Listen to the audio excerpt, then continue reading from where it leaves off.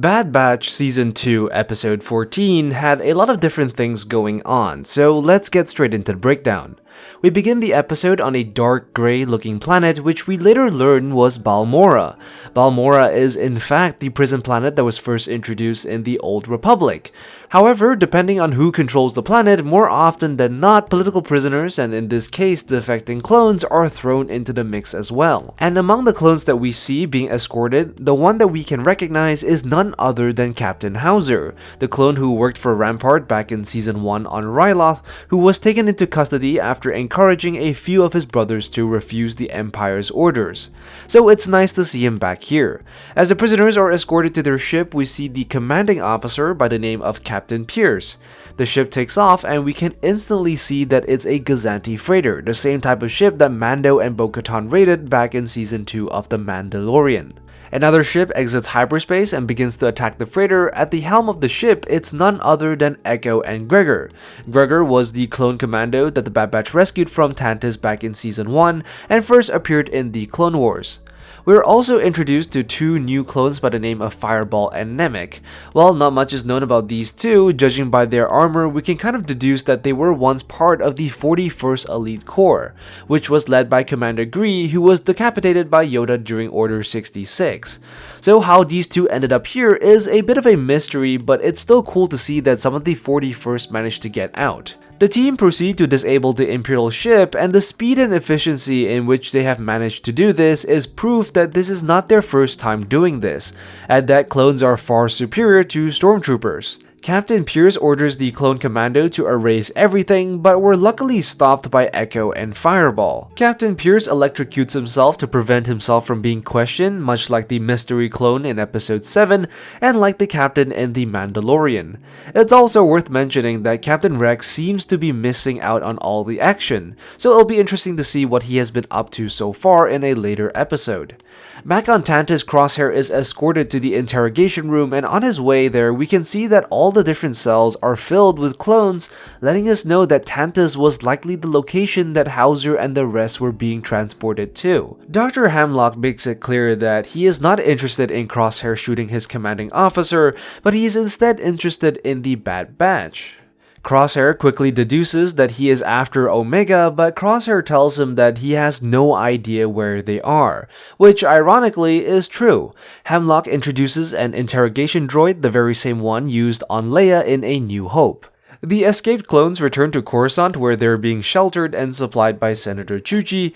We learn from Howzer that out of the 8 men that defected with him, only 3 survived, which explains what happened to the rest of the clones that defected back on Ryloth. Ekko informs them that they managed to retrieve some information from the Imperial ship. He is unable to crack the encryption, but knows someone who can. Back on Tantiss, Crosshair manages to escape after one of these stormtroopers makes a mistake. We also get to briefly see a mouse droid, which are used for maintenance and delivery. Despite his state, Crosshair still manages to get into the communications room, again a testament to his skills and just how bad stormtroopers are compared to clones. Crosshair manages to get a few words out before being shut down. A sort of toxin is released which incapacitates him, but not Dr. Hamlock, who is apparently immune to it. We cut to Pabu and life is good. Hazard asks Hunter if he has reconsidered staying on Pabu permanently, but Hunter thinks that it might be too dangerous, especially given that they are soldiers. Hazard asks if that's really all they are, soldiers, and it's a central question that has been asked repeatedly throughout the season. In one way or another, each of the clones have started to find their own purpose in the galaxy, or at the very least begun to wonder about it.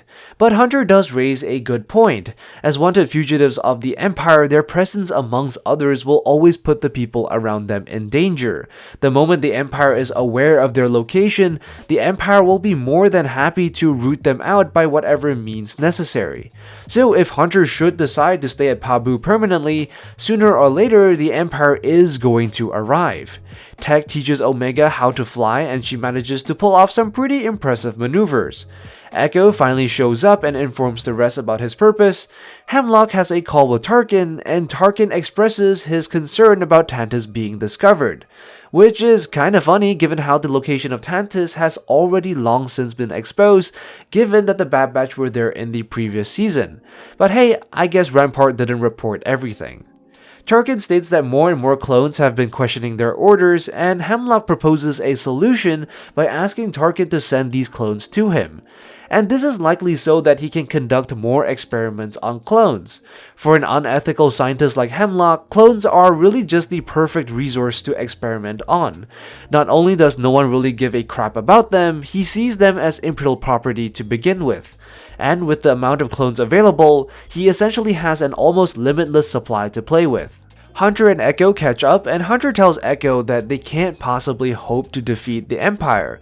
But Ekko counters by saying that it's not about fighting against the Empire, it's about fighting for their brothers. And while neither Hunter nor Ekko are completely incorrect, Ekko does raise a very good point.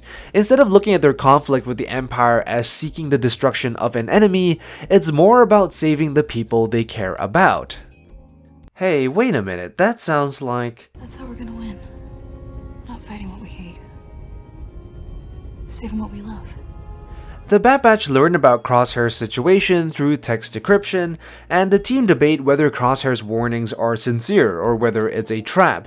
And really the only way to find out is to rescue Crosshair, which I imagine will be what they are doing in the next episode. Crosshair continues to be tortured by Hemlock, and the camera lingers on Emery Carr. And the show seems to push the idea that the Doctor is more than what she seems.